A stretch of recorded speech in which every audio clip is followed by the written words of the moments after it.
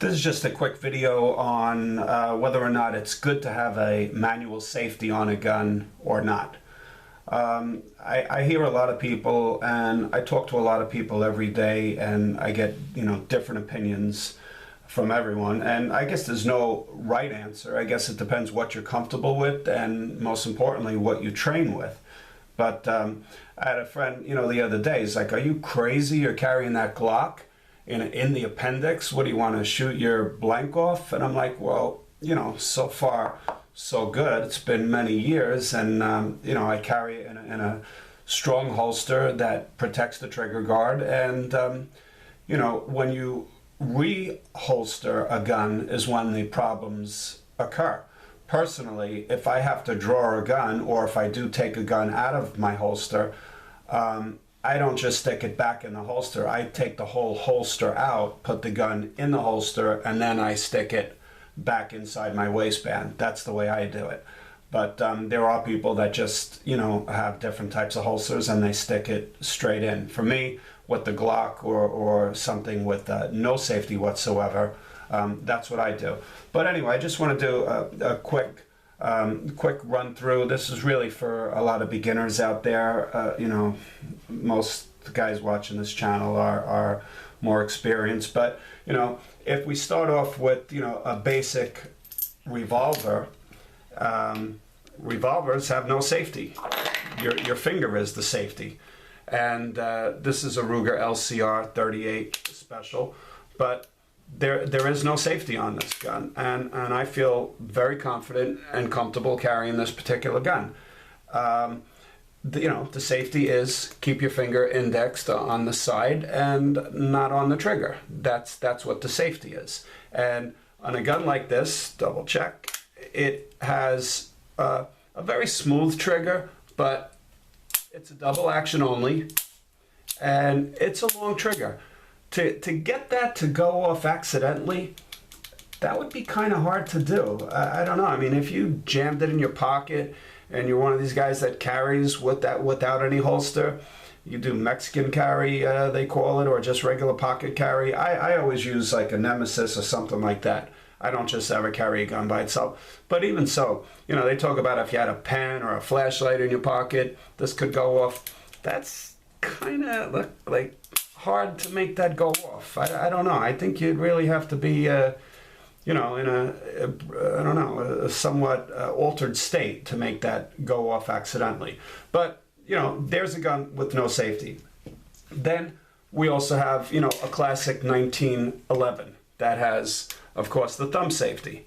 Now, let me just clear that. To me, I practice with the 1911 a lot, and it's basically you draw it, and as you draw it, you swoop the safety off. I'll do that again. So, you draw it, and you swoop that safety down. It's something that has to be practiced. The last thing you want is, in a self-defense situation, it's cocked and locked as it is right now, and God forbid someone's attacking you, and you draw it, and you go, oh shit. At that exact moment, that guy's already on top of you, whether it's a guy with the knife or a bat or something else. It's too late. So by the time you go click and there's no bang, you're up the creek already. So you have to be prepared if you carry a gun with the safety like this and carry it cocked and locked. You have to be prepared that as you draw it, you're clicking that safety off. And the only way you get good at that is by repetition. So dry fire, dry fire, dry fire, live fire, live fire, live fire. That's the only way you get good with something like that type of thing. So anyway, that's an example of one type of safety. Then you have this Beretta Nano, which is a gun with no safeties whatsoever. There's actually nothing on it. There's no levers. The only button on it is a magazine release on it. This has what they call the safe action trigger, which, I guess they copied from Glock. They were the first one. And it has that little blade in the center, if you can see that. And the idea is, I guess, if you had a pencil or something, in your pocket, again, you would have to push all three of those you know, trigger mechanisms to make it fire. But again, kind of a long trigger, you know, kind of a long trigger. So I feel, again, I always carry this, you know, in a holster. So when it's in a holster and it's always got a round in the chamber, that trigger guard is covered. And, you know, I can't stress the importance of that enough, to have a proper size holster. A lot of people buy one holster. I have friends that the guy he's got maybe 5 guns, and I think he has 1 or 2 holsters. And I'm like, are you serious? Like, you have money, buy some holsters. And he's like, no. And you know, to me, I would never carry a gun that didn't have a holster that was made specifically for that gun. And even if it's a money issue, there are some inexpensive holsters out there. I think this is from the holster store. You know, $20, $30. It's a fine holster. It's not the best. It's not the greatest leather. See, there's a string coming loose on there. I'm going to burn that off. But, you know, that's an example of a gun without a holster. Then, without a holster, without a safety on it. The other type of safeties are like something like this gun here. This is a Taurus PT-22, and we'll take the round out of that. Now, this gun has 2 types of safeties on it, which I use neither one of them personally. But it has a safety on the top here, just like a 1911 has a manual safety, so you cannot fire this gun with that safety on. It also has a lock on the back here, which comes with the little special Allen key from Taurus, and you could lock that, and if you lock it, you can not pull the trigger. I'll be totally honest with you, I don't even know where that key is, because I never used it. I bought the gun, I unlocked it, and that's it. Because first off, this is not a go-to gun. It's not a self-defense gun. It's a great little gun, but you know, it's just really for fun or plinking or as a backup gun.